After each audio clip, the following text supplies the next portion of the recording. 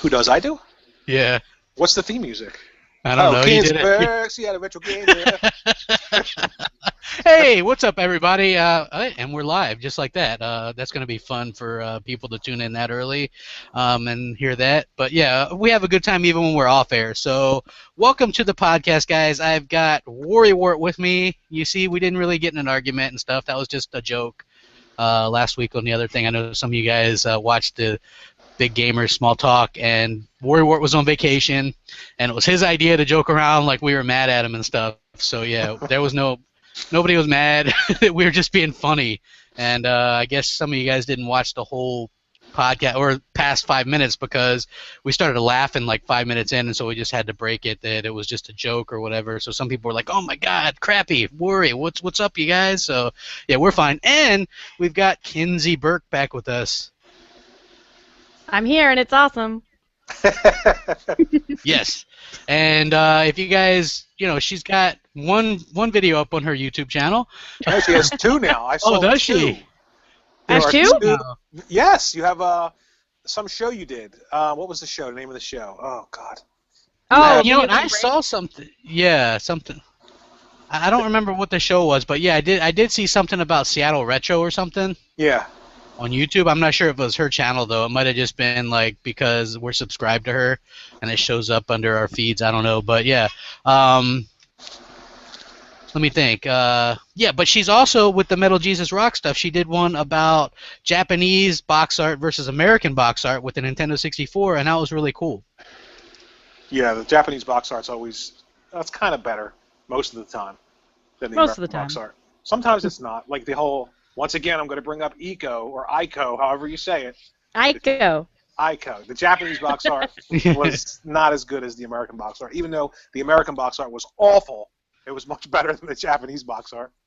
Yeah, I think, I agree that I thought the Japanese box art for a lot of the stuff was better, but there was some clearly I thought the American box art won, but yeah, Hey, let me just say, based on what you were saying, Kinsey, I decided to check out Sailor Moon. Yes. I don't get it. You tell me if I'm right. She meets this talking cat, right? Yeah. And the talking cat decides to give her the power to transform into Sailor Moon, and her only job is to just like fight for love. Kind of. I mean, the talking cat didn't decide to give it to her. She was looking for her because she's the moon princess thing in, like, another life and everything. So she was, like, chosen, like, before Luna, the cat, picked her. Oh, now it makes perfect sense. Oh, yeah, there you go. Crystal clear now. Jeez. Hey, wait till everybody hears that Worrywart was watching some Sailor Moon. That's going to go over really well. I'll try anything once, man. You're down for anything. Well, let me rephrase that, okay? Oh well. Yeah. And by the way, I just looked up. Sorry, guys, delay. I just looked up the Japanese Ico box art, and it's way cooler than the American. So I don't know what you're talking about. Oh, I don't know. I'm gonna have to look this up here in a little bit too. But I wanted to talk a little bit about. I don't know. I haven't even played the game, so... You don't like the box art with the little boy with the 2x4 and the horns on the American box art? I mean, it's all right, but the Japanese one's better. It's all, like, artsy and fun. Oh, God, artsy. Fight. Yeah. 3 o'clock in the schoolyard. Be there. Okay. Well, okay. I like the... I'm looking at it now. I like the American one. I think that one's pretty cool for what it is. Yeah. It's a great game. Wait, the American one looks way cooler than the Japanese one. Whatever. The Japanese one is just like two people far away. You can't even really see what they are. It's artistic. But look at that. Look at all that artistic shadows and stuff. It's bad. I thought you were going to say, look at all that artistic shit. She tries not to cuss. And that! Even though I told her she could. But, yeah, like, I don't know. The American one, I think, looks much better. He's holding that stick, and he's like, I got horns, and then you see a face and, like, the windmill or whatever in the background. That looks much better, in my opinion. But I digress. What are we playing lately? I know Kinsey's playing, let me guess, Uncharted 2. Yep. I've been playing Uncharted 2. I don't know, it's pretty awesome. I don't understand why everyone's like, it's the best PS3 game ever. It's alright. I'm having a good time with it.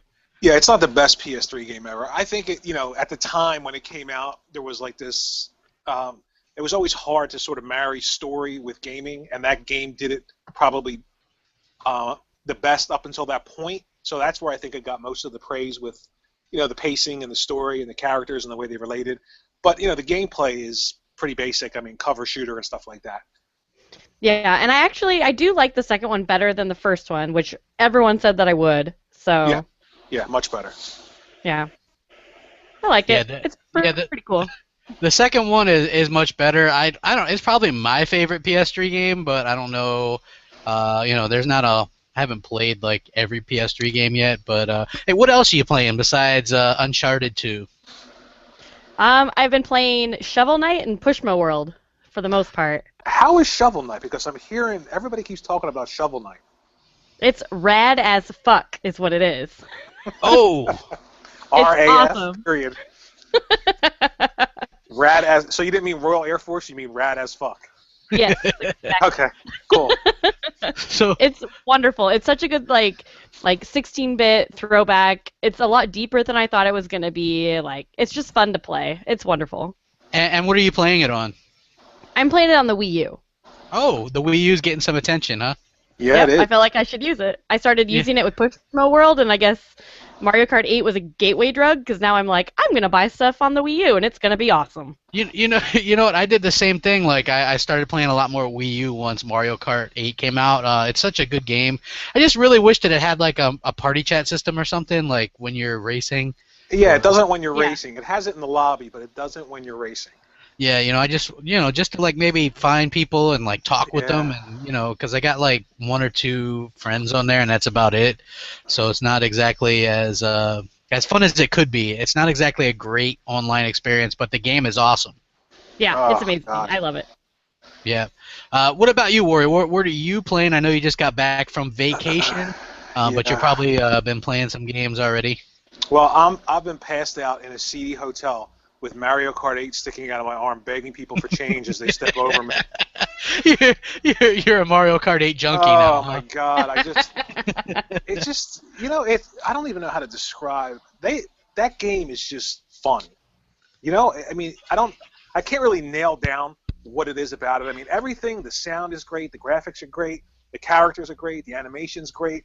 But it's so much fun that I can't stop playing it. Yeah, I guess a lot of people agree as well, because it's like sold a gajillion copies in like 4 days or something like that. Yeah, it sold like over 2 million copies in the first month, and that's pretty good considering the Wii wasn't doing that great. So I'm actually hoping that it spurs some Wii U sales, because I don't want to see Nintendo do bad. You know what I mean? I like Nintendo games. I like that they aren't doing what everybody else is doing exactly. I know a lot of people don't. But I feel like they could have just as a powerful system as the PlayStation 4 and the Xbox One, and people still aren't going to buy third-party games on it. They're going to buy the first-party stuff. So I don't know why. I don't know. You know what it is when you said they're doing things that other people aren't? You know what? I don't think anybody else can do what they do. I mean, that's why people gravitate towards Nintendo, because the games they're so unique. And I'm also playing Pikmin 3. I know that's been out for a while, but you got that free, right, when you registered Mario Kart 8. Yeah, right. And that's a great promotion by them, actually. That's another game. Yeah, that's awesome. Yeah, it flew under the radar. It's beautiful. It's a gorgeous game. It's a lot of fun. It's just, I don't know. Right now I'm in love with Nintendo. Yeah. Well, the funny thing was Pikmin 3 came out at a time early on when the Wii U launched, and people were like, there's no games. But then you had, like, Pikmin 3 and things like that. You know what game I keep hearing about left over from E3 is that Splatoon game. Like, apparently that's, like, surprising a lot of people. They're, like, really in love with this game, and I'm actually really excited for it now. I can't wait. It's going to be awesome. I want to be a paint squid so bad.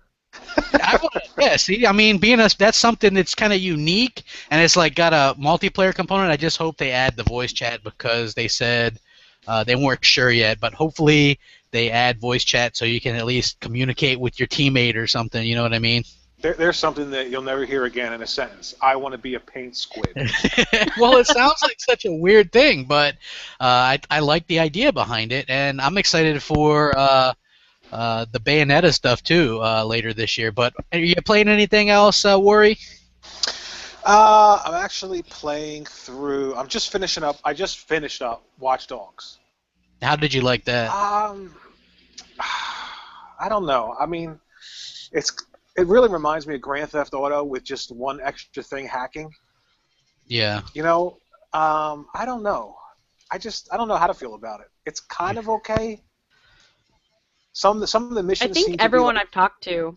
Go ahead. I'm sorry. Sorry. I think everyone I've talked to that has played Watch Dogs has said the exact same thing. They're like, "Well, it's all right, I guess." Like, yeah, it's okay, but it's like so many people bought it, so that's going to be a franchise now. Yeah, you know what the problem is? Some of the, like when you're playing a game and like some of the missions are just overly drawn out just to make the game longer. Yeah. Like they're just, it's enough. Like some of the missions, it just goes on and on and on. You're like, are you seriously now I have to like stay within the vicinity of this thing that I hacked so I can download something. And not only do I have to do that one time, now I have to do it 3 other times while every cop in the city is chasing me and every helicopter in the city is chasing me. It's just, after a while I just was like, I think it's time to move on to something else. You know what? I have that problem with the Grand Theft Auto games. Like, I feel like they just drag on, like, the main story for, like, a really long time. And so I've never been able to finish one of those games. Like, I think they're fun. I thought Grand Theft Auto 5 was awesome on the 360. I have it. I was playing it. I never finished it. I was like, I'm going to play this and do a review. And then I started playing it, and I'm like, 15, 16 hours in, and I'm like, 15% done with the main story, and I'm like, wow, what the hell? They're just like dragging it on. Now you're switching between 3 characters, which is cool, but then it starts to drag on a bit, and I was like, man, and then I just got other stuff came out. Yeah. Yeah, that's basically what happens. Me, some people are gonna be like, that crap gamer is such a hypocrite. But anyway, I downloaded the free. Oh no! Don't say it. The free Guacamelee game, right? And it's not very good. Like, it's okay. What? Yeah, I mean, I thought it was okay, but I just was like, I don't know, I wasn't in love with it like people seem to be. Like, I thought it was fun. Yeah, like I think it's okay. Like, I don't think it's like great. Like, I remember when it first came out, people were like, it's awesome and stuff. I don't know. I think that a lot of like these smaller titles get a lot of praise now, just because they're smaller titles and they're doing something a little bit different. And I think that the game is fun, but it's just not like my particular thing. And then I'm also, I'm still playing like Mario Kart 8 as well, and I'm actually playing through Zombie U on the Wii U again. Yeah, do you like it? I actually like it. If you like survival horror, where it's actual survival horror, that's a really good game to play through. It got mixed reviews, but I really kind of enjoyed it when it first came out, and I was playing through it again because what happens is once your character dies, you're dead. You spawn in as somebody else, but that character's dead. So it's like fun to see how long you can last. Like when I first started it back up, my brother was like watching me play it. I lived for like 3 minutes. That was it when I started it. He's like, now what? And I was like, I don't know. I'm going to be a different character now. And then I was spawned in as a girl. And then, it's like you have very little ammo. You're like, you got a cricket bat, and that's fun. And you have a sense of, I guess, fear, and that's cool. You know what I mean? I like that. So, yeah, if you guys both have Wii U's, I don't know if you've played the game. I have. Oh, you have? Yeah, I like it. Have you played it, Kinsey? Nope, I haven't. I probably should, maybe when it goes down in price. But. Yeah, I think it's pretty cheap now. Yeah, you can get it new you can get it new for like $20 or less. Oh, nice. Maybe I will try it then. Yeah, or you could get it used, for like $14. It's not very expensive at all, but yeah. So yeah, I've been playing that stuff, and I got this download code to play this indie game on Xbox One called 60-Second Shooter Prime or something. I heard about it, but yeah, it's weird. It's like, okay, I mean, it reminds me of Asteroids a bit. Like, you're just trying to survive for 60-second rounds is basically it. Oh, and really? Then you try to get high scores. Yeah, I mean, so it kind of grates on you after a while. Like, it's not something that I would have bought, but since I got a code for it, I was like, all right, I'll give it a try. I got some easy gamer score off of it, but overall, it was just all right. You sound like a junkie. I got gamer score. Well, anytime I can get like 500-600 gamer score off of playing something for like an hour, I'm happy. Oh God. Yeah, I am. Kinsey, you just got back from the Seattle retro gaming deal, so why don't you tell us a little bit about what that was all about and what you did, or maybe what you bought or found or whatever? Yeah, it was super fun and super stressful. I'm their PR director, so I was running around all day making sure like the indie developers are all okay, making sure our tweets are going out. So I was doing a lot of behind the scenes stuff, and I didn't really buy that much actually, which is a little bit disappointing. All I bought was Zork and Glover on the 64. Oh, Zork. And some art. Yeah, I'm excited. Ah. And some art, and that's all I bought. Hey, Wow. the indie developers, are they still working on old school consoles making games? None of the ones that we had were, but some are. I've heard of like new like Dreamcast games and especially like NES hacks and things like that. Those are always still coming out in homebrews, especially on like the Atari. There's a whole bunch of new homebrews on the Atari and on like the Coleco. Yeah. Have you heard of Gamester 81? Yeah, I was Yeah. on the All Gen Gamers podcast before. Yeah, okay. Gamester 81, you should look him up, Worry. He actually is part of this group that does homebrews on some of these older consoles, and he was showing off some.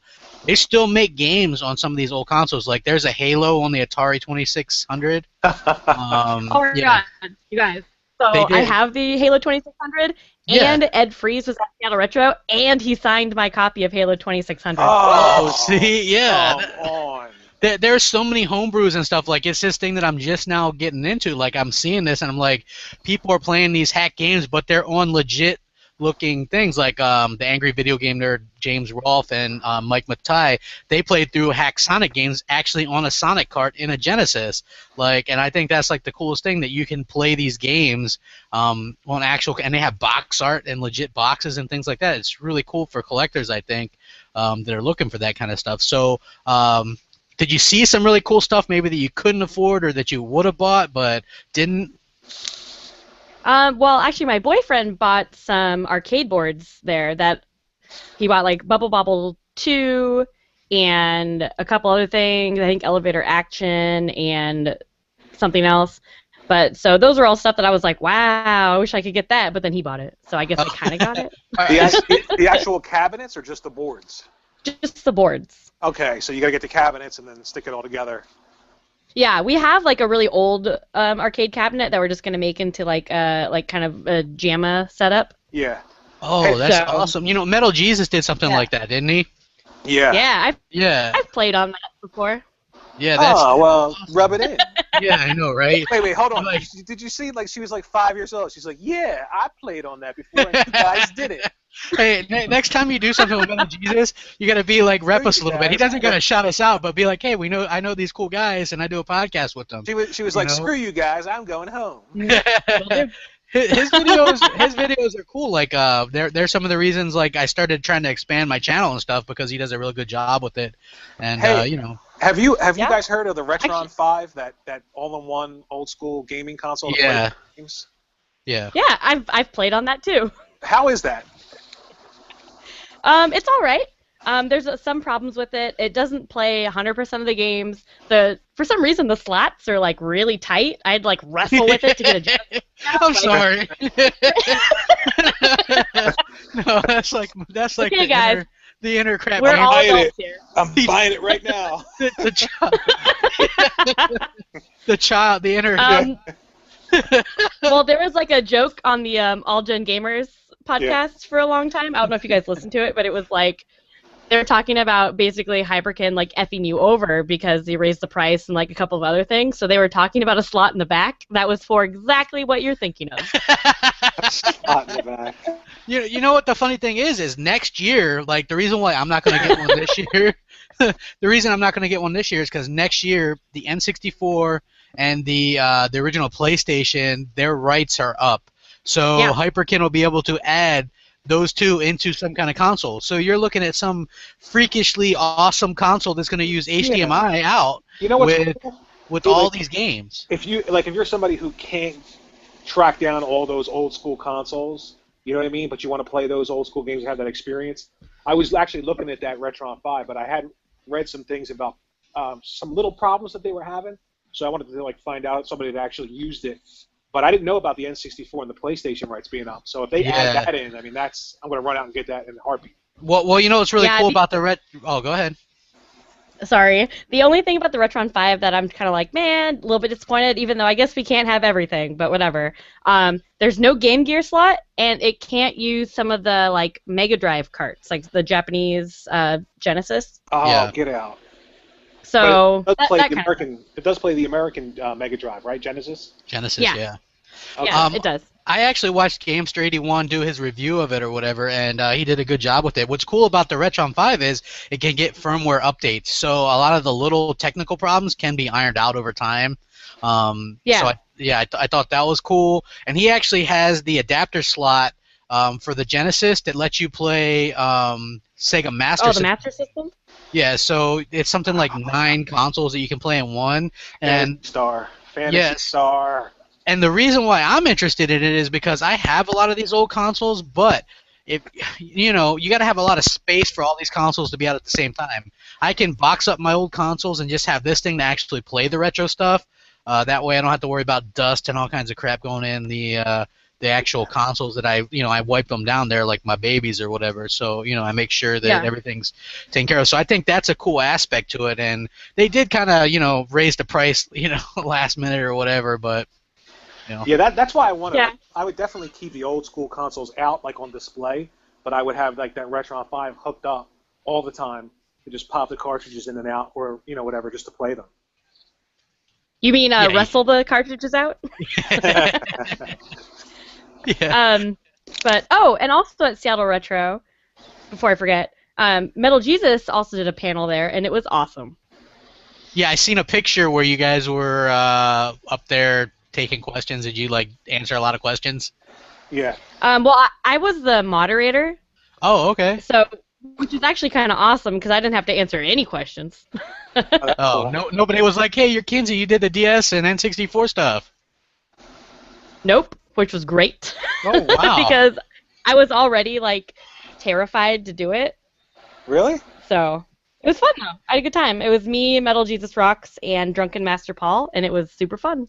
Yeah, well, yeah, she gets nervous. Like if you watch that one video she did on the N64 games, she says she calls them the DS hidden gems, right? And so you could tell she gets nervous doing that stuff. But I thought it was for the most part she does really good considering she does get stage fright or whatever. You know what I'm saying? It can be a little bit intimidating.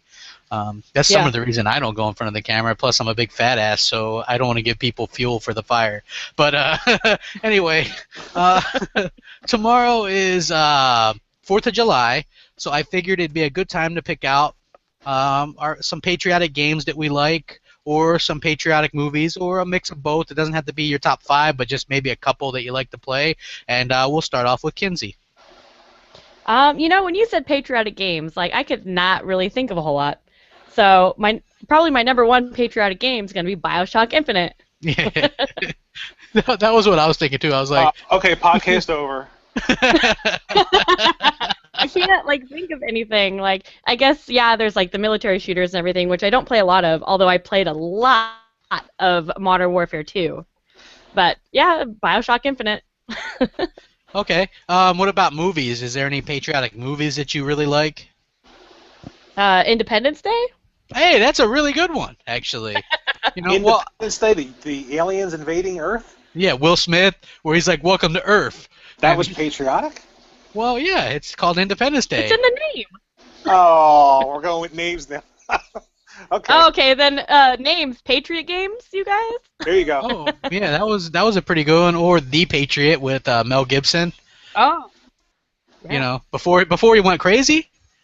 Fighting the Brits. Heath Ledger.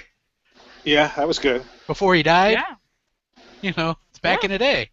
What about you, Warrior? Can you think of any patriotic games or movies? Well, the movie, probably Xanadu with Olivia Newton-John. I don't even think I've ever seen that all the way through. Good. Don't ever watch it again. Yeah. Was it? Oh, okay. I was gonna say I thought that was an NES game, but that was Xanadu. Yeah, it was Xanadu. Patriotic games. I don't know. I don't think I've ever played a game and thought This is really patriotic. Boom Boom Rocket. Yeah. Does that count?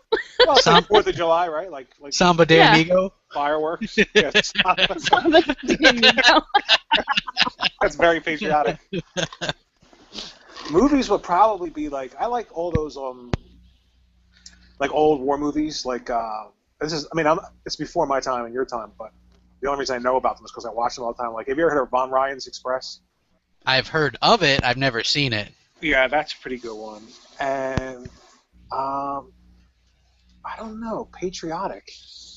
That's hard. That's a hard one. Even the games. The games is much harder. I don't know of any patriotic games. I was joking around and I said Rambo on the Master System before we started the podcast, but I don't know. That's a good one. I can't think of anything besides BioShock Infinite, which of course was already. And it's not even really that patriotic, but it's got that theme where you got the American flag or whatever, and I don't know, like Fox News, got our like president? Fox News ripped off the logo today. I know, I saw that. Did you see it? Yeah, hilarious. So I thought that was really funny. That's why I was thinking that too when I came up with that, because I was late with getting topics to you guys. And Kevin Levine actually tweeted them. Did you see his tweet? What did he say? He said, glad I could help Fox News, and he put a image up of the actual logo from BioShock Infinite. Oh, that's funny. That's hilarious. Let me think. I was gonna say like the military shooters. I like Call of Duty 4. I played a lot of that. Even though it's maybe not American, I really like the Halo game. I always get that patriotic kind of feeling from that. Oh, you're insane. Yeah. I like those games. You know what? There's a game that just came out. It's a smaller title. It's getting a lot of buzz though. It's about World War I. What's the name of it? Valiant Hearts. Yeah, there's one right there. Yeah, it's based off of actually World War I letters, right? Yeah. Because I was watching some gameplay footage of it or whatever to check it out. Yeah, and apparently it's people really like it. Has anyone played that yet? I haven't played it. I haven't either. I want to though. It's on my list. Yeah, I think it's like $15, $20. I mean. Yeah, that seems a bit high for some of these titles, don't you think? Maybe. Maybe a little bit. Yeah, I mean, I don't know. It's like since they're able to publish these games for free now on these consoles, it's weird that they're charging more. Like you'd figure that they'd maybe charge a little bit less because some of the indie games were only like $1 or like $5 last generation, and now they're like $15 and $20, which is. I think $20 and under is pretty good for an indie game, just because of how much money it goes into making it. Yeah, I was just gonna say that. Like, I'm being a bit greedy. They probably spent a lot to make it. So $15. Yeah. I'm just, I'm not used to seeing that $15. I'm used to that like $8.99 price tag or something like that. But something like Valiant Hearts, I think, based on the buzz and based on a lot of people's reactions, $15 is probably a decent price for that game. Yeah, I mean, you liked Outlast, right? I loved Outlast. And that was $20. Yeah, loved Outlast. I'm a fraidy cat, so I haven't bought it or anything. No, but that's a great game. Great game. Yeah, I don't want to here's a little story. I had this is right after I think I got my Nintendo DS for the first time, and they released the original Resident Evil on it. And I got it. I'm in bed playing it, and the damn zombie comes out, and I dropped it and kind of screamed a little bit. And from that point on, I got made fun of a little bit because of that. But hey, what are you gonna do? Great game. Really, it was really good, and it fit well on the DS because it was kind of clunky controls or whatever. But yeah, on to some Star Wars news. Okay, they say that the Boba Fett movie has cast Tamora Morrison as Boba Fett, which he was the guy who played Jango Fett in Episode 2 and was the clones and all that, and redid the voice for the 2 lines of Boba Fett in the other Star Wars movies, Episode 4. Right. So they're bringing him back apparently. They're not sure if he's going to play an older Boba Fett or maybe he's just going to do the voice work since Boba Fett has his mask on all the time. But I actually like the continuity behind that because you didn't really have an actor per se that was the original Boba Fett, so I don't think people will take offense to that. Actually, I like the guy's voice. I think it fits well with the only problem is is it a prequel? We don't know yet because he's getting old, right? I mean, he's older. Yeah, he is older, but they're saying it might be the story after he crawls out of the Sarlacc or whatever. You know what I'm saying? Pit. Yeah. They never actually put that in the movies, though. You know, and like in Jedi, he replaced those two lines, like "He's no good to me, dead," when they were talking about, in Empire, when they were about to freeze Han Solo in a carbonite. Yeah. Did that line? So, but isn't him crawling out of the Sarlacc pit in the expanded universe, which no longer exists? That's what they just threw out the expanded universe, so they can't use that anymore. So how are they going to make it? It's got to be a prequel, right? It's got to be before Jedi. Well, it could be, or like I said, it could be him being. They're trying to turn him. Apparently, according to this rumor or this site that I'm reading this off of, they say that Disney's having a tough time because they're trying to turn him into not a bad guy. They want him to be like a tweener, like a kind of a good guy.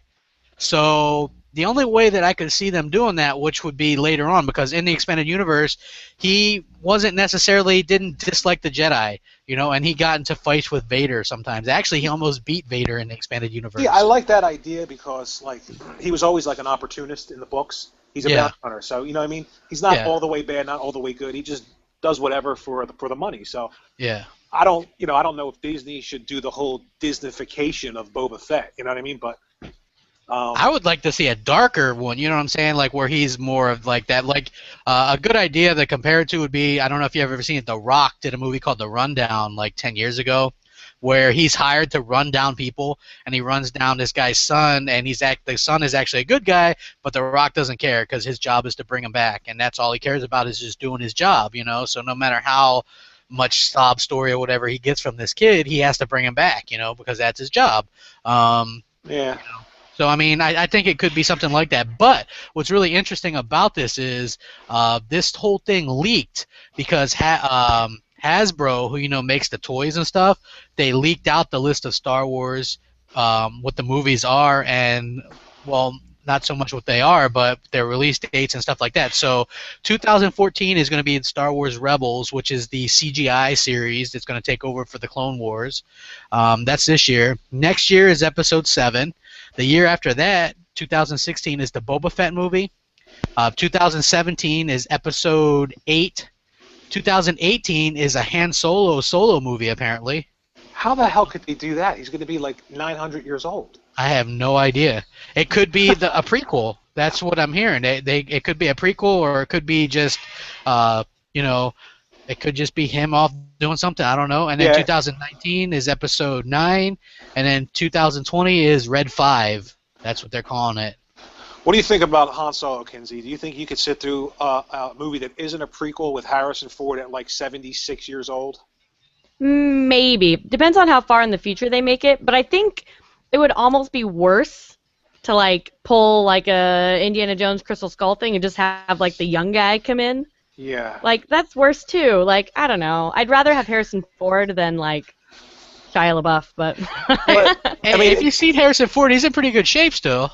Yeah, but how could he a Han Solo movie set in between Episode 7 and Episode 8 and Episode 9. Well, is it between those two in the timeline, or is that just when they're releasing it? That's just when it's releasing, so it's not necessarily in between those in the timeline. It could be any time really. It could be a prequel. It could take place before Episode 7. It could be anything really. I don't know.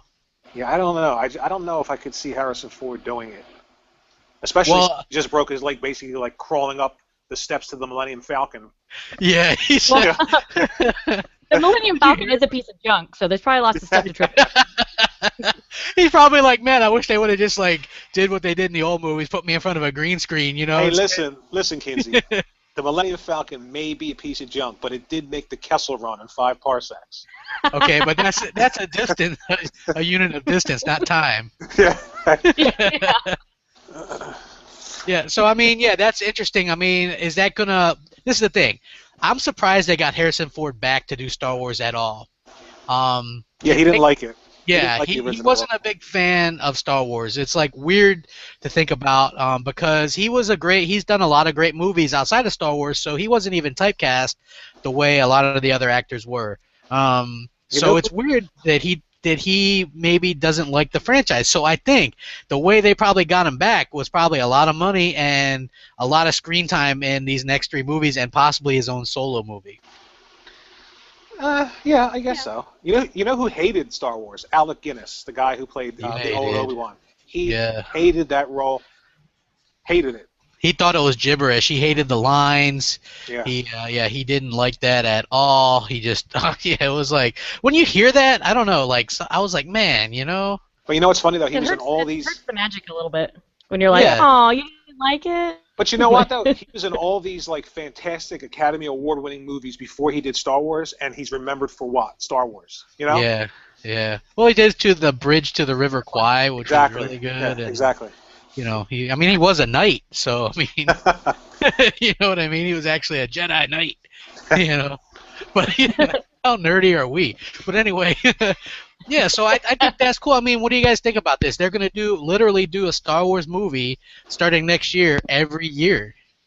Well, it keeps the momentum going, definitely. Yeah, a lot of people think it might be too much. Overkill, yeah.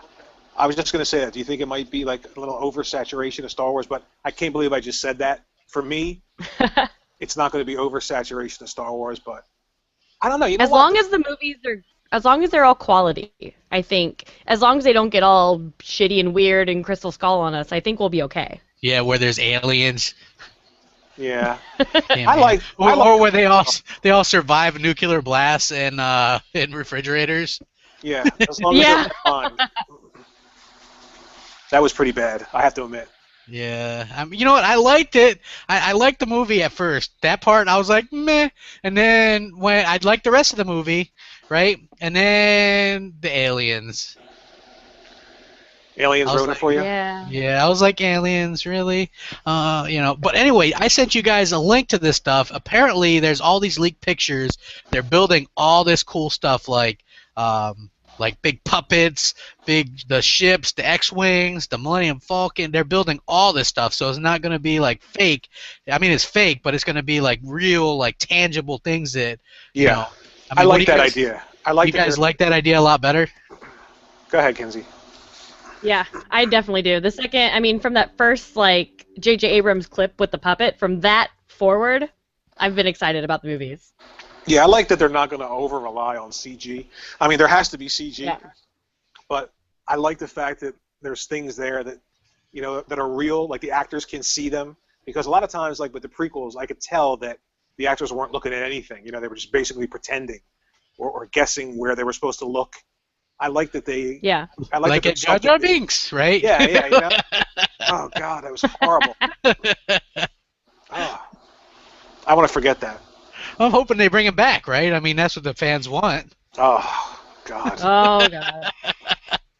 I think that it would be a good thing. No, but I love the idea that they're using the real props and things like that. I liked it where they went with the cast, and I'm just really excited for it. Like, you know, I remember being really excited for the other ones, like because, like I said, I didn't really get into Star Wars a lot until like Episode 1, and therefore after that. But I remember like doing the whole countdown thing for Episode 3. You know. Yeah. I'm kind of doing that, a little bit excited. We have our own Comic-Con here in Ocala. It's like, it's kind of small, but they did it for like the second year this year, and it was okay. Like, I'm hoping they draw bigger people. Hey, like, Kinsey. Yes, I know that you dress up for Star Wars premieres, so who are you dressing up for Episode 7? Well, I hate to disappoint you. You're not going to do it. I've never dressed up for a premiere of anything. Yeah, that was just a joke. But if I'm going to, it'll be Star Wars. And I own a lot of Star Wars clothes already, so even if I don't like go in costume, I'm going to wear something Star Wars, and it's going to be fantastic. Yeah, you know what? That's what's great about Star Wars movies, because there's no real premiere of a movie that, you know, when you go to like a Star Wars premiere, there's millions of people all dressed up, everybody's excited. You know what I mean? I miss that with movies now. I don't think there's any movie that's really, apart from like Rocky Horror, they show that like every year, and people get dressed up for that. But I don't think there's any movie that I can think of that happens when the movies come out. Even the re-releases, like in the 80s when they did the special editions, people were still doing it, you know? Yeah. And, well, the only other thing that I can think of even like that would be like Harry Potter. Oh.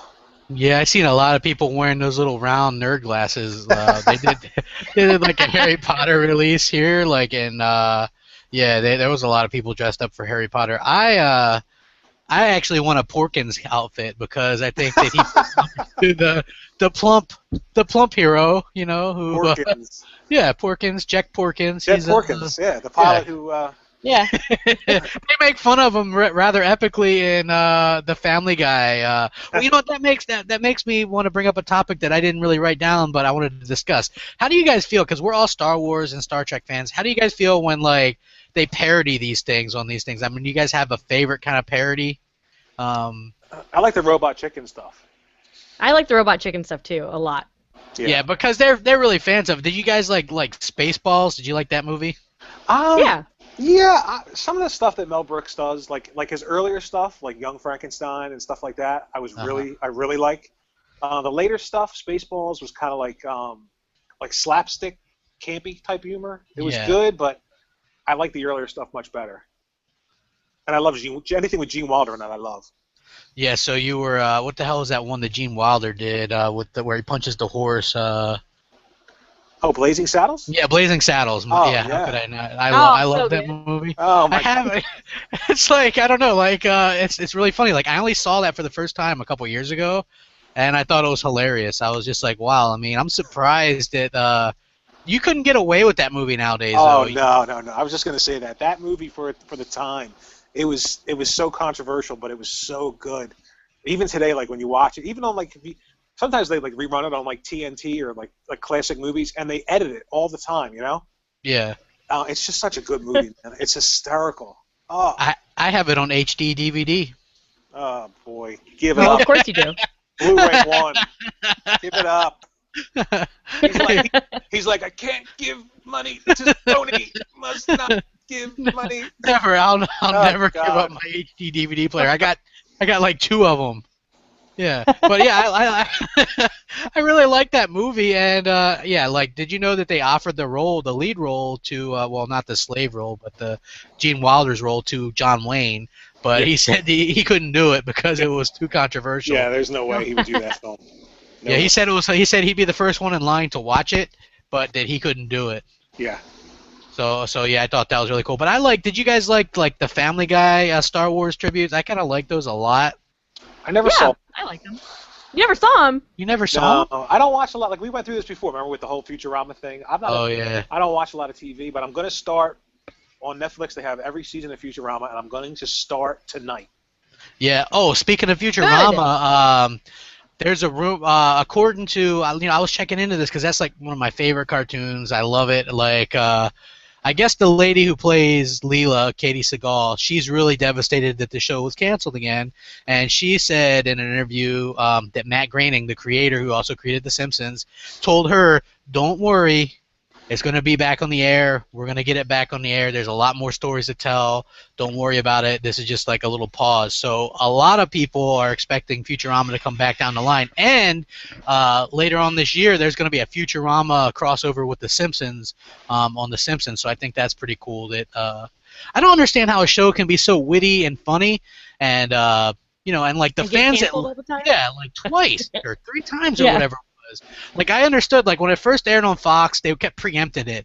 Like Matt Groening wanted them to show the show after The Simpsons, and they were like, "No, we're going to move it to this day." And then they put it on Sundays at 7. Well, football kept running over, and then so nobody could find it. They changed it like 3 times within the first 2 years, which day it had aired in the time. And of course, just like with Firefly, when they aired it out of order and at different times, that's going to ruin the show.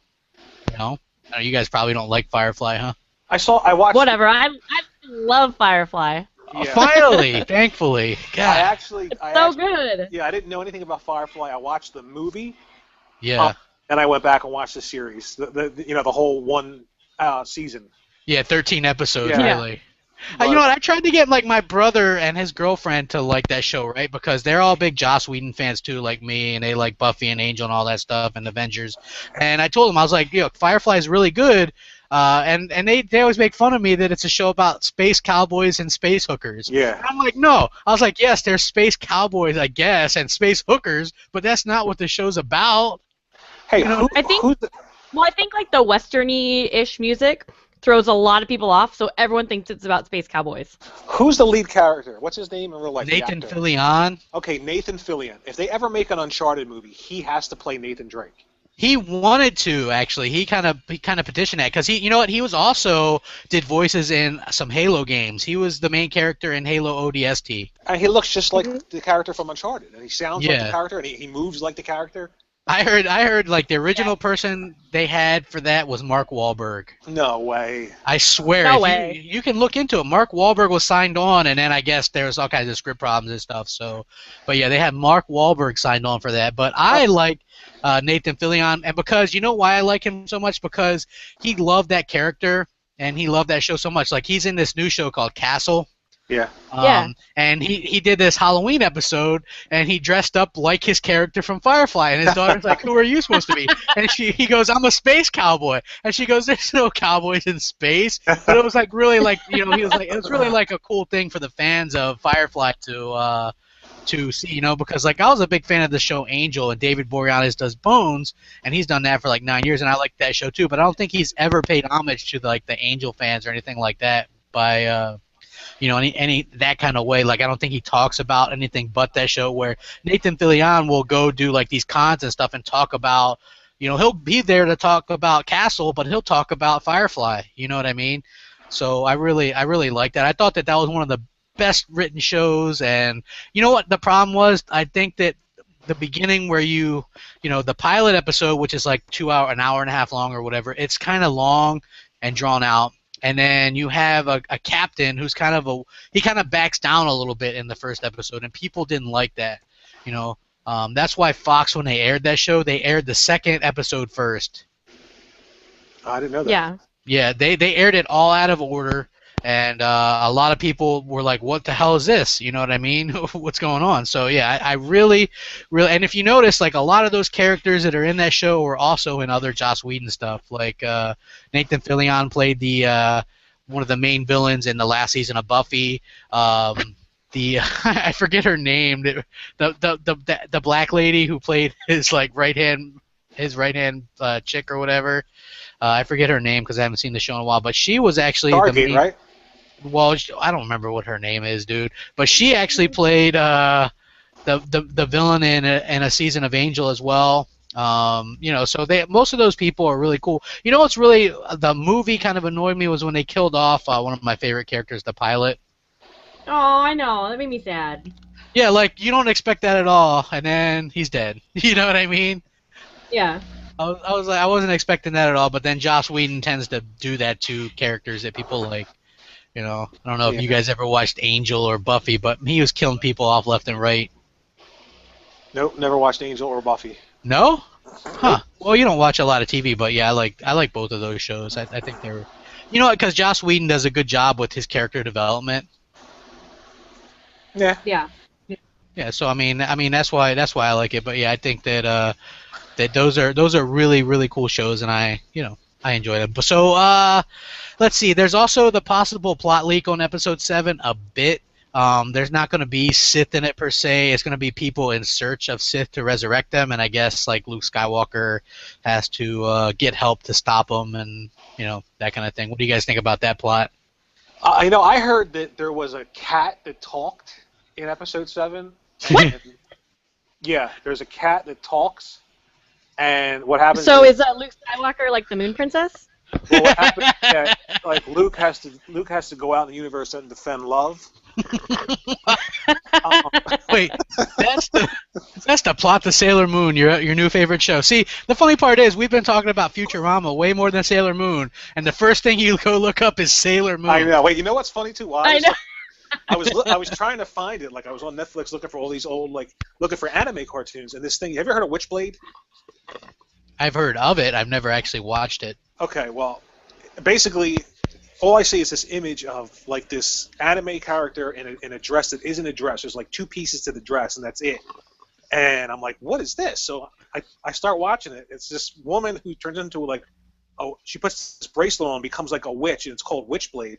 But I'm sitting here watching it, and my wife walks in, and she's like, what the hell are you doing? Did you say, hey, I'm down for anything, right? Yeah, right. I'm trying to become more like the PlayStation fans because Not that's what next they watch. time. Get out.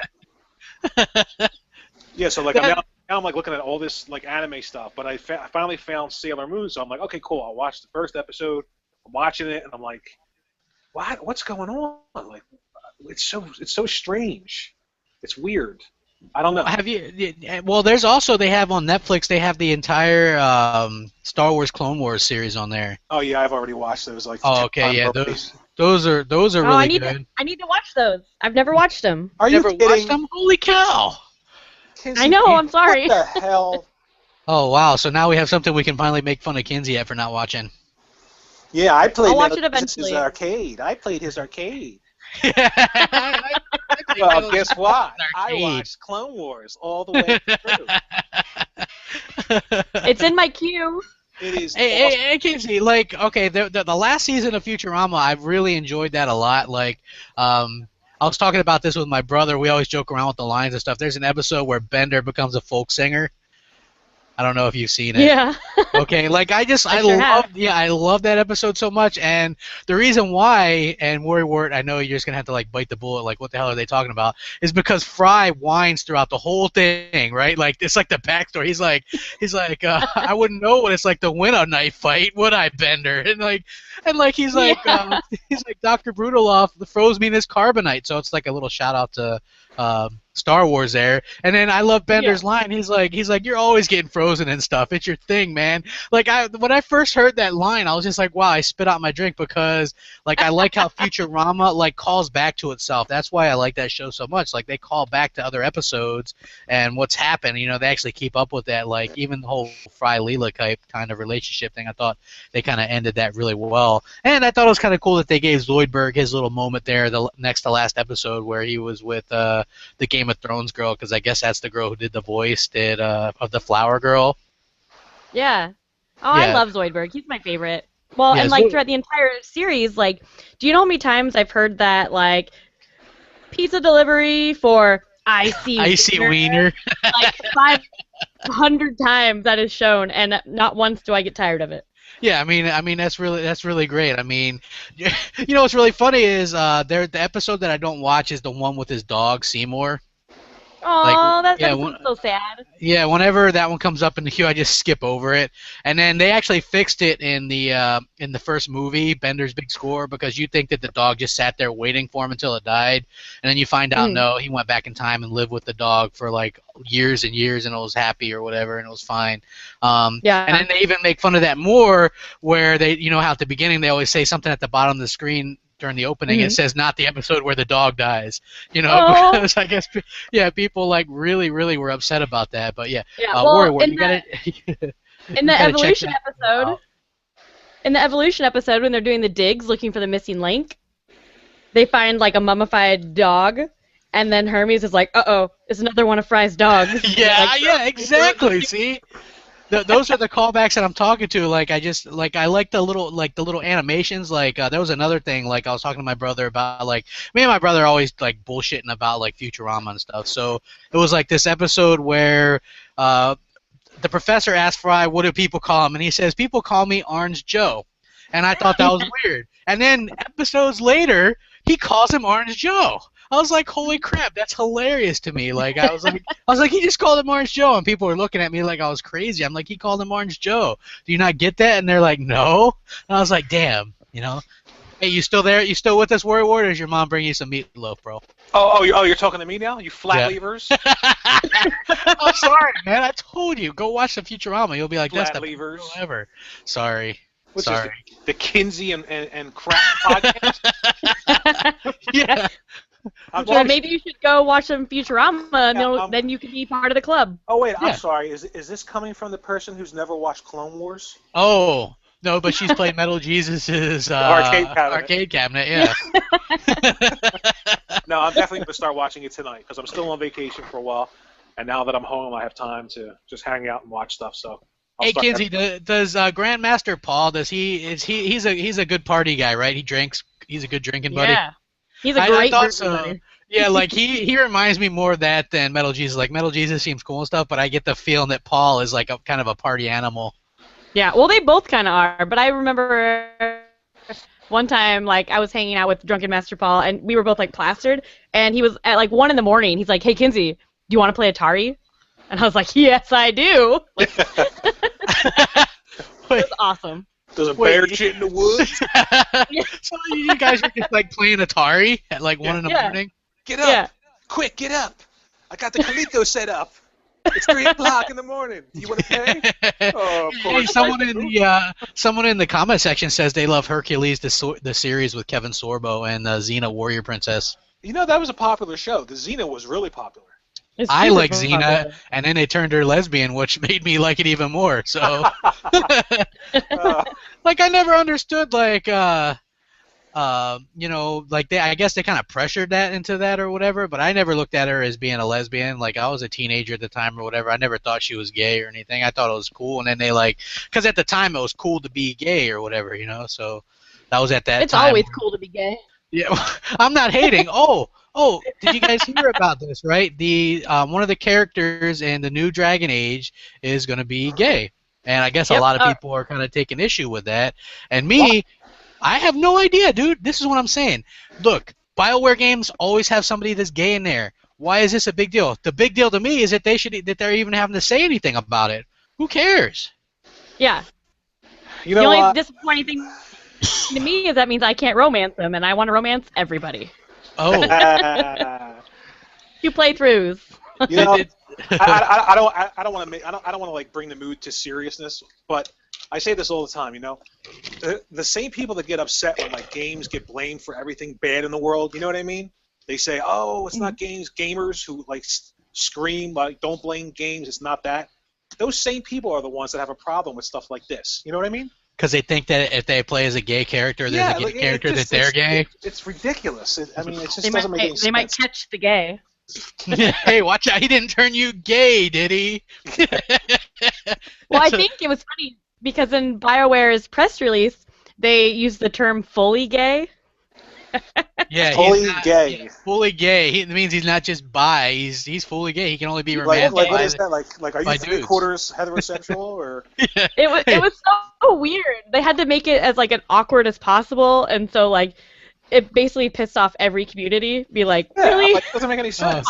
Yeah, I mean, that's not, like, catering to anybody because, okay, I guess what they're saying is in previous BioWare titles, you could romance them either or, right? Yeah. And this is the one, he's a dude, and you can only romance him with another dude. Right. Which, who cares? It's fine because there's, like, Morgan in Dragon Age 1, you have to be a man to romance her. Like, that's how that works. She doesn't go both ways.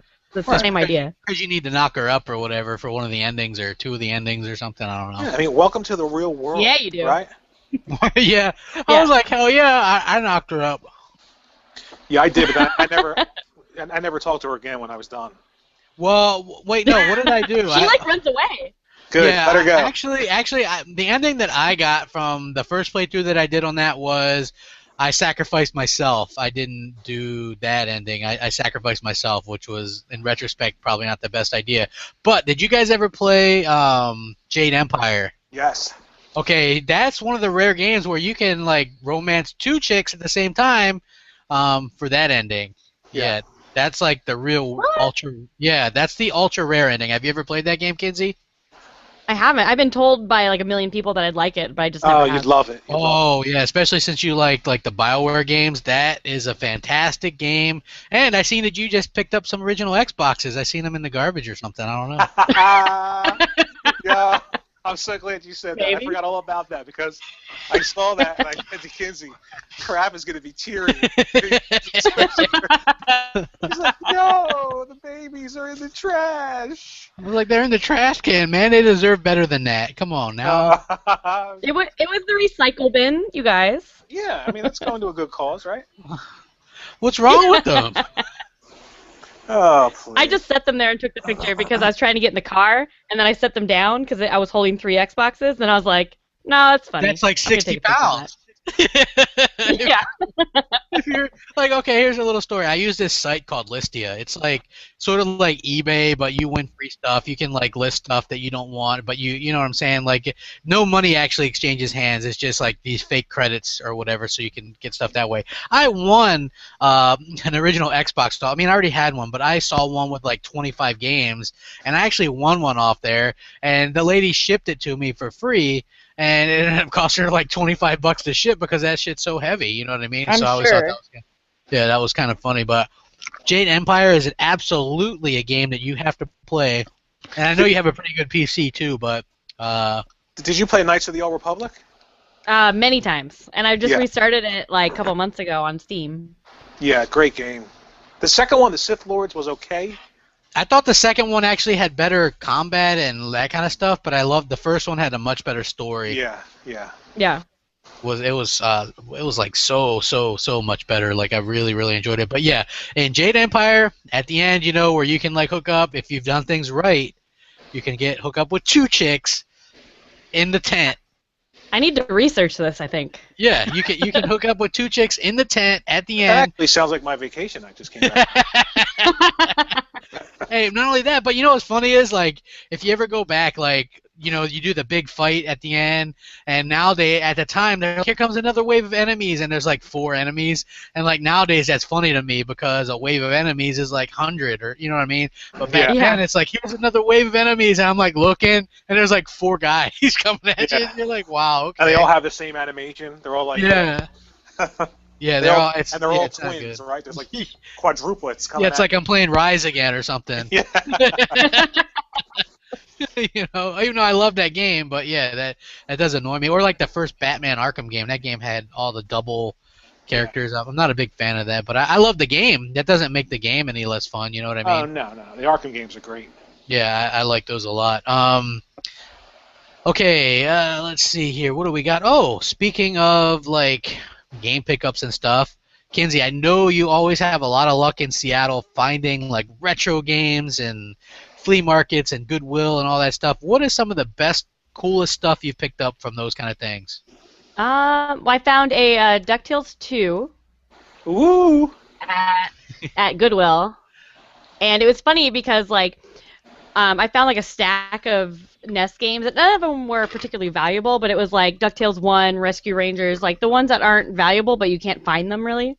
Yeah. So I found like a stack of those, and then I like called my boyfriend over, and he came over, and then he goes, you know, your stack's pretty good, but like right next to like the VCR on the other side of the stack, there's the DuckTales 2, and he's like, but I think I'm gonna get this one. Like,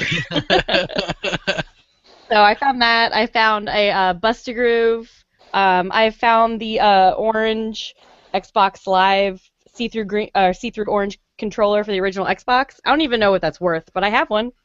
Yeah. The big controller or the smaller one? It's the S-type, okay. but it's the see-through orange, and the emblem says Xbox Live instead of the big X. I've never even seen that before. Yeah, I've never even seen it either.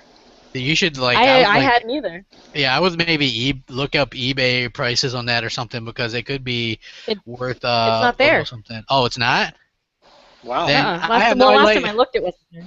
Like, you know what? I found a couple of these original Xbox games. They were promotional, given to people that worked on building the Xbox. Like they still had the sticker and the plastic wrap on them saying that they were promotional, given to people that worked on the Xbox. And I bought those, a couple of those. It was like Munch's Odyssey, which was like a launch game on the Xbox, and like Dead or Alive. I think one of those Dead or Alive games. I think 2. Yeah. You know what you just reminded me of?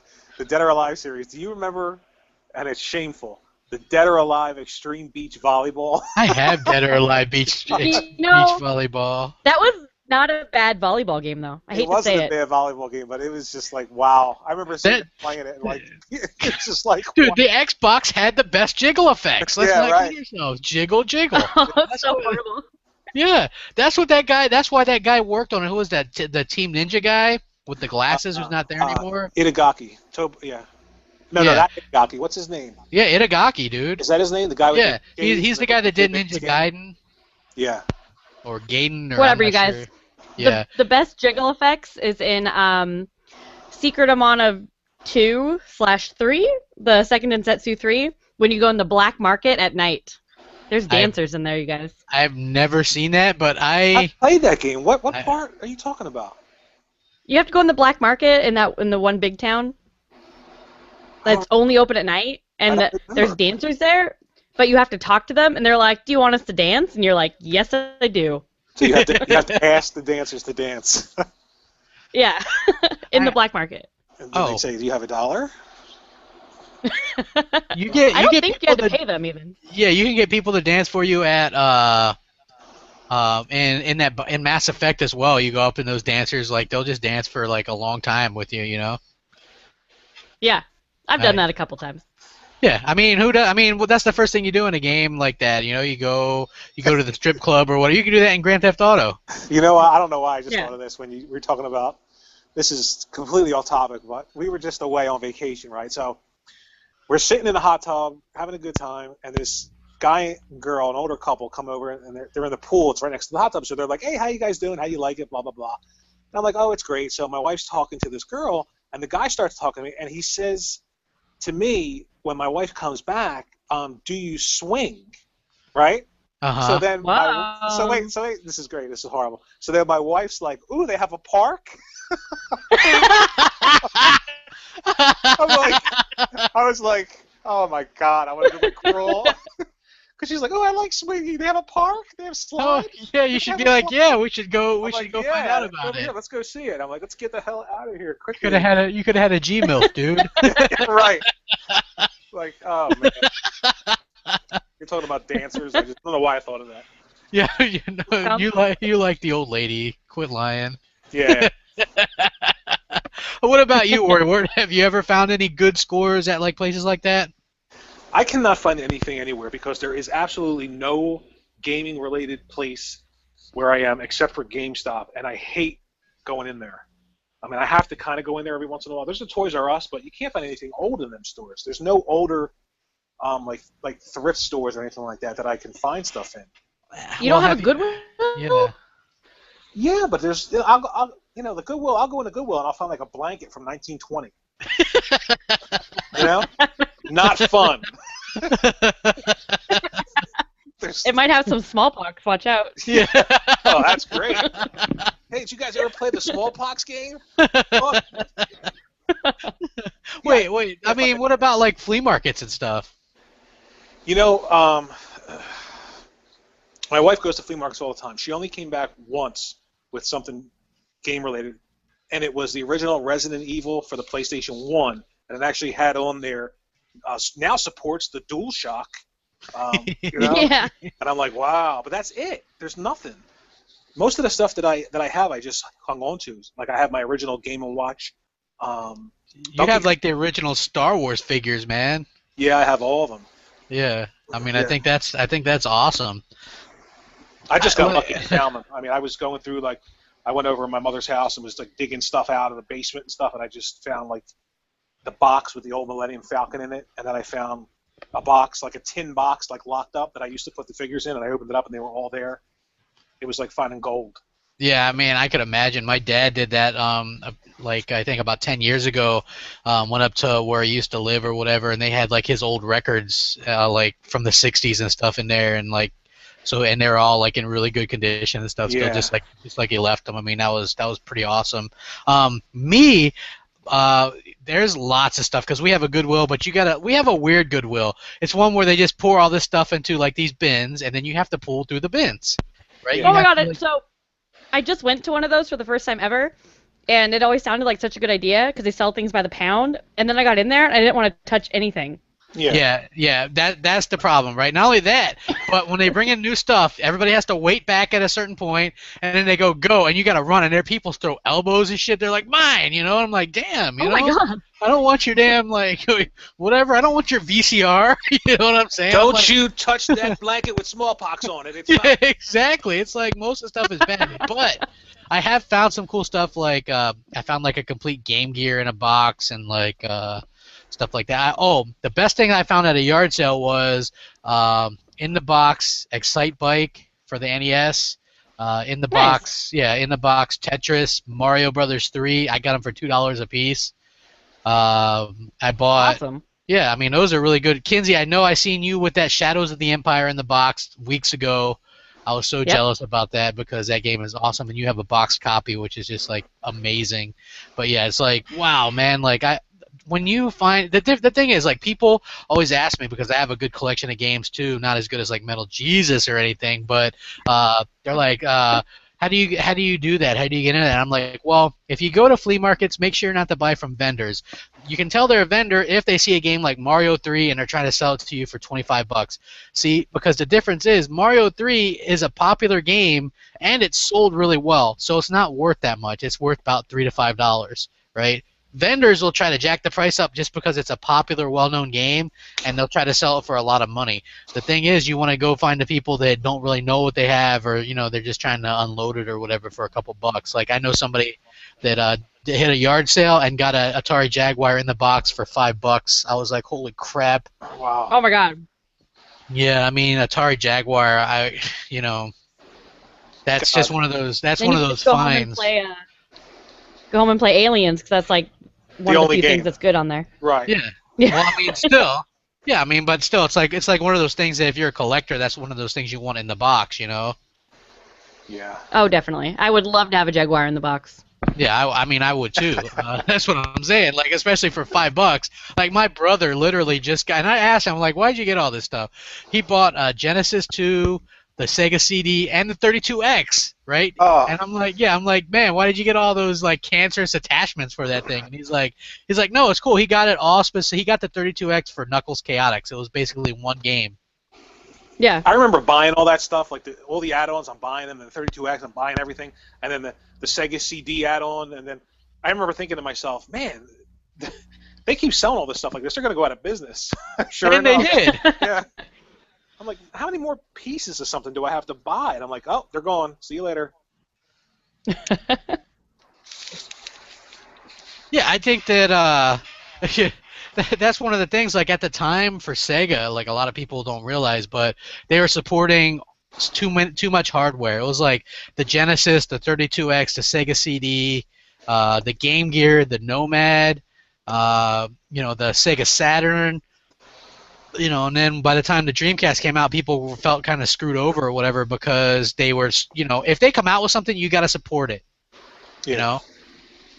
Yep. So it's like, that's my opinion anyway. If you're gonna, like, that's why, like, I, not to change the subject that much, but Phil Spencer was asked why they're still supporting Xbox 360, and he said, well, somebody that just bought an Xbox 360 last year, we owe it to them to support it with some games. You know what I mean? And I get that. Yeah, definitely. Yeah, so I mean, I totally understand that. I think that's, cool. I'm always on the lookout for that, like, big score, like, that I could get from, like, the flea market or something like that. And now, kind of lastly, I wanted to talk about maybe what's your rarest thing that you have, like, console or game. And I guess we'll start with you, Kinsey. I don't know. Trying to think what I have. Well, my boyfriend, and if we get married, it's mine. But he has an M8. Wow. That's like has the you know what an M8 is, right? Yeah. Yeah. Yeah. You can, like, pick the games to play. Like, sometimes they use stuff like that for hotels and stuff like that in Japan. Like, he has one of those, and those are worth like thousands of dollars now. Easily. Yeah. We have the, I'm just gonna say we. The Nintendo World Championship system setup where it has the two controllers that say Nintendo World Championship. By the way, if he's listening, take everything and run. Hey, if he's listening, prenup. I've told him kind of this stuff before because, like, he has almost a complete NES set, so I don't buy NES games anymore because, like, I can play any one I want. Yeah. So if we ever break up, I'm out every NES game because I just haven't bought them for years. Oh, well, it's so nice knowing that there's a lot of love in this relationship. Yeah. Yeah.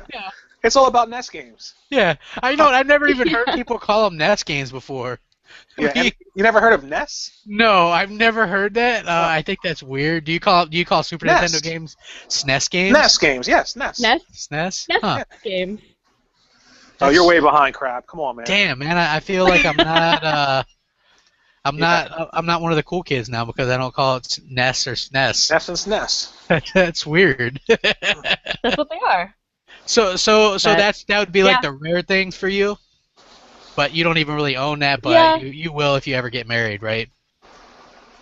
Yeah, I got an army of Robs. Oh, you got Rob the robots. Do you I have got like 6 of them. Do any of them work? Yeah, well, some of them I've never tested, but most of them should probably work. They power on. Yeah, there was no point to that whatsoever. You know, the point to yeah, go ahead. In the end, he just pushed the button for you on the second controller, like after all that work. So it's like, you don't have any friends. Yeah. Like, play with the robotic operating buddy. Well, you know what's funny is the whole point to Rob the Robot was at the time, there was the video game crash, and people were wary of video games, so they were trying to sell people a robot toy. That was kind of like a Trojan horse, basically, you know. Yeah, it worked. Only worked with 2 games or whatever, you know what I mean, and it was really crappy. Yeah. But still, like I know, like there's game shops and stuff that did have them, but they don't sell them. They just have them like set up. They're really kind of expensive and kind of rare. So I think that's pretty damn awesome, actually. Good job. You like totally impressed me with all that crap, man. That's awesome stuff. I wasn't prepared for the level of awesomeness. I tried. That's really cool stuff. I mean, I love like new games too, but I'm really heavy into like retro and stuff. When I first started my channel, it was going to be mostly retro reviews and stuff. And then I ended up changing it up a bit, but that's really cool. What about you, Warrior? What do you got?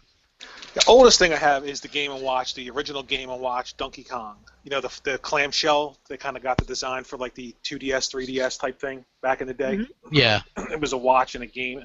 I have like my old Vectrex. I have a Jaguar. You have an in-the-box Jaguar? I don't have an in-the-box Jaguar now, but I do have the complete Commodore 64. Everything. Oh, okay. So that's the oldest thing. Well, it's not older than the Game & Watch, but probably that stuff is like the oldest stuff that I have. I wish I had like some of the other, like I used to have. My parents used to have an Odyssey. Did you ever hear of the Odyssey? Yeah. Yeah, Odyssey and Odyssey 2. Yeah. Which is one of them where you put the overlay on the TV and it was just like a light. It was basically, you put the overlay on the TV and you hope it's stuck there like with static electricity. It was horrible. And then you would play Pong. That was it. Yeah, and it didn't even keep score. You had to keep score separately. Yeah, I have a lot of those old Coleco football handheld games. Remember those games? Yeah. Do you have the Full House one though? That's like the best one I hear. Do you remember the ones that you would put the football players on the board, you would plug it in, and they would just vibrate, make a lot of noise? They vibrate around, yeah. You know why I remember that? Because I have that. I'm a big Simpsons fan, and there's an episode where Homer Simpson's the coach, and he's like trying to work out the play to win the game, and he plugs in the vibrating football game, and he's like, okay, you go in that direction, and he's like, Nelson, you spin around in a circle. It's really funny because that's all they do. That's all they do. It's pretty bad. But yeah, like, do you remember the Tiger Electronics ones used to have them too, and they were so cheesy and cheap, like they didn't even do much. But it was like I had a Teenage Mutant Ninja Turtle one. Yeah, I mean that one. I don't have that anymore. But if I had to say rare stuff, I mean it's not exactly rare, but I love it. It's the Game Gear. Yeah, that's pretty rare. Yeah, I mean, it doesn't get a lot of love, but man, that thing, I have like, I think 30, 40 games for it. Yeah, so it's, that's up there for me. I have a 3DO. Oh, God, that was way too expensive. Yeah, I didn't get it when it came out originally, but I found a good deal on one at a flea market and picked it up. I have a Coleco, which Connecticut leather company. A lot of people don't know that. They were like a leather company, and then they decided to make video games, and they shortened it up to Coleco. And so they actually had some cool games. I mean, I got an NES in the box. It's in really good shape, and like a Genesis in the box, and I have a Sega Master System, but that's not in the box. I love that system. Isn't it? Yeah, isn't it so good? Like a lot of people, they were all about the NES. Yeah. So yeah, I think it was pretty cool that the Master System actually had a lot of cool games for it. Yeah. And I enjoyed that a lot. One of the favorite games I have on that is where in the world is Carmen Sandiego? I don't know. That was one of the only games I was allowed to play as a kid on there. You know what I mean? Yeah. That was good. I just love that system. Hey, Kinsey, are you still awake? She's stealing her boyfriend's video game collection as we speak. Yeah. Well, is there anything going on for you this week, Warrior Wart? Going on? What do you mean? Yeah, like that you want to talk about? Man, that's a loud thunder. Yeah. Anything going on? I mean, as Yeah, far as what? you got anything like gaming or whatever you want to talk about? I'm just going to be playing games probably until my vacation's over now. Yeah, you put up a video that I haven't watched yet, but it was about the Xbox One and PS4 controllers. Yeah, I did something on there. I just did a Mario Kart 8 review as well. Oh, did you? Like a little quick review. Nothing, my little quick reviews. I have a really short attention span, so I do like a 2-minute thing, and that's enough for me. You know what I mean? Yeah. Well, the trick is with reviews. Well, at least that I think anyway, is to keep the reviews and stuff. Like I try to keep them under 4 minutes. You know?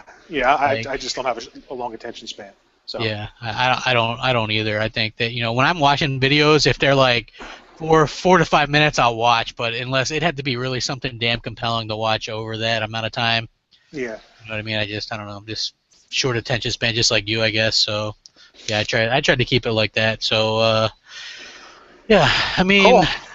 Yeah, I don't really got much going on. I hit 5,000 subscribers, so tomorrow night I'm going to answer all the questions that people asked on the video. Oh boy. Yeah, you were there the last time I did that, or you heard me do that. Like I answered every damn question, even the troll questions, and I'm going to do it again. So I'm sure I got some good troll questions in there somewhere, and I'm always game for that because I don't care. Yeah. Oh well, what are you going to do? Yeah, I mean, that happens, but the bottom line is, I don't know. I have fun with my channel. You have fun with your channel. I don't take what people say or think seriously, for the most part. But I was gonna tell you, man, if you want to play that indie game, that Prime 60-second shooter or whatever, it's only $5. It's $5? Yeah. You might like it. Yeah, because it's like it's kind of fast, you know what I mean, and then it's like high score based or whatever. So I don't know, it's kind of cool for if you wanted something to do for like 20 minutes or something, or jump in it. I'll probably check it out. Yeah, so I think it's pretty cool. But all right, I think we've pretty much covered everything we can in this podcast, and cool. Kinsey has left the building. She's left the building a little bit early, although she's technically still in here. Maybe she has mic problems this time. I don't know. But yeah, anyway, it was good having you guys all here. Thank you guys for watching. Those of you that did watch or whatever, that might watch it later. Hope you guys all have a really good 4th of July, safe and happy and healthy and all that stuff, and have a great time. Thanks for joining us, man. Crab Gamer, Warrior Wart, and Kinsey out.